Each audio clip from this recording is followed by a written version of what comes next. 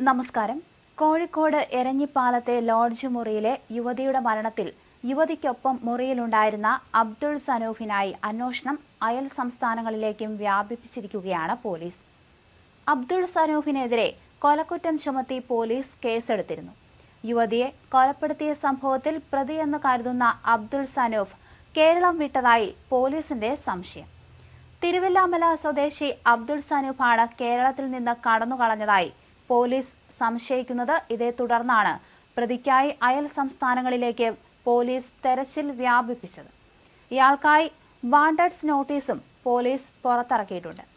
എരഞ്ഞിപ്പാലത്തെ ലോഡ്ജിൽ യുവതിയെ മരിച്ച നിലയിൽ കണ്ടെത്തിയ സംഭവം കൊലപാതകമാണെന്ന് ബുധനാഴ്ചയാണ് പോലീസ് സ്ഥിരീകരിച്ചത്. ശ്വാസം മുട്ടിച്ചാണ് യുവതിയെ കൊലപ്പെടുത്തിയതെന്നാണ് പോസ്റ്റ്മോർട്ടത്തിലെ കണ്ടെത്തൽ. മലപ്പുറം വെട്ടത്തൂർ തേലക്കാട് പന്താലത്ത് ഹൌസിൽ ഫസീലയെയാണ് ചൊവ്വാഴ്ച രാവിലെ ലോഡ്ജ് മുറിയിൽ മരിച്ച നിലയിൽ കണ്ടെത്തിയത്. സനൂഫും ഫസീലയും ഞായറാഴ്ച രാത്രി 11-നാണ് 3 ദിവസത്തേക്ക് ലോഡ്ജിൽ മുറിയെടുത്തത്. ലോഡ്ജ് ജീവനക്കാർ ചൊവ്വാഴ്ച രാവിലെ നോക്കിയപ്പോഴാണ് യുവതിയെ മരിച്ച നിലയിൽ കണ്ടെത്തിയത്. മുറി പുറത്തുനിന്ന് പൂട്ടിയ നിലയിലായിരുന്നു. തിങ്കളാഴ്ച സനൂഫ് ലോഡ്ജിലുണ്ടായിരുന്നതായി ജീവനക്കാർ പറഞ്ഞു. പിന്നീട് പണം എടുക്കാനാണെന്ന് പറഞ്ഞ് ഇയാൾ ലോഡ്ജിൽ നിന്ന് ഇറങ്ങിപ്പോവുകയായിരുന്നു. സനൂഫ് ലോഡ്ജിൽ നൽകിയ ഫോൺ നമ്പറിൽ ബന്ധപ്പെട്ടെങ്കിലും അത് വ്യാജമാണെന്ന് കണ്ടെത്തി. ഇയാൾ വന്ന car Palakkad town south police സ്റ്റേഷന്റെ പരിധിയിലുള്ള ചക്കാന്തറയിലെ സ്കൂളിന് സമീപം ഉപേക്ഷിക്കപ്പെട്ട നിലയിൽ ചൊവ്വാഴ്ച രാത്രി കണ്ടെത്തിയിരുന്നു.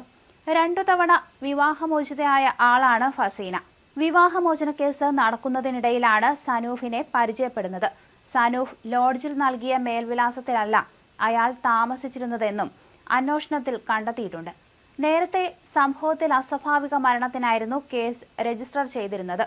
യുവതിയുടെ മരണം കൊലപാതകമാണെന്ന സൂചന വന്നതോടെയാണ് കൊലക്കുറ്റം ചുമത്തിയത്. അബ്ദുൾ സനൂഫിനെ കണ്ടെത്താൻ പോലീസ് ലുക്കൌട്ട് നോട്ടീസ് ഇറക്കിയിരുന്നു. അതേസമയം ഫസീലയുടെ ഖബറടക്കം തേലക്കാട് കാപ്പ് ജുമാ മസ്ജിദ് ഖബർസ്ഥാനിൽ നടന്നു. എരഞ്ഞിപ്പാലത്തെ സ്വകാര്യ ലോഡ്ജിലാണ് ഫസീലയെ മരിച്ച നിലയിൽ കണ്ടെത്തിയത്. മലപ്പുറം വെട്ടത്തൂർ സ്വദേശിയായ ഫസീലയുടെ പോസ്റ്റ്മോർട്ടം റിപ്പോർട്ടിലാണ് സ്വാഭാവിക മരണമല്ലെന്നും ശ്വാസം മുട്ടിച്ച് കൊലപ്പെടുത്തിയതാണെന്നും സൂചന തെളിഞ്ഞത്. സംഭവത്തിൽ വിശദമായ അന്വേഷണം വേണമെന്ന് ബന്ധുക്കൾ ആവശ്യപ്പെട്ടു. കോഴിക്കോട് മെഡിക്കൽ കോളേജ് ആശുപത്രിയിലാണ് ഫസീലയുടെ പോസ്റ്റ്മോർട്ടം നടത്തിയത്. ബന്ധുക്കൾ എത്തിയ ശേഷമായിരുന്നു തുടർ നടപടികൾ തുടങ്ങിയത്.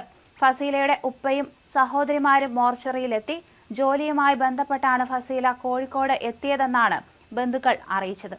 ഫസീലയുടെ മരണത്തിൽ അന്വേഷണം വേണമെന്നും ഫസീലയുടെ പിതാവ് മുഹമ്മദ് മാനു ആവശ്യപ്പെട്ടു.